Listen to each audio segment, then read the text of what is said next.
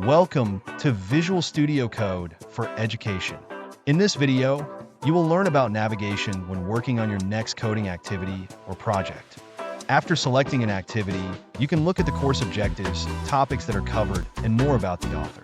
To continue, click on the Start Course button. No need to register. Just log in with a personal, work, or school Microsoft or Google account. After logging in, all of your files and course progress are available for you. So let's get started.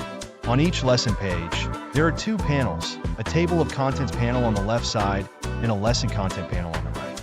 The table of contents panel is one of the ways you can navigate through the course. Think of it like a paper bookmark.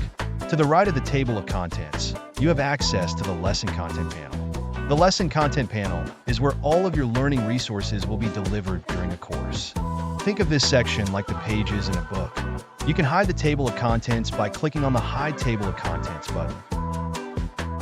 After you've reviewed the lesson content on the current page, you can move to the next page by selecting the Next button located at the bottom of the lesson panel. To go to the previous page, select the Back button.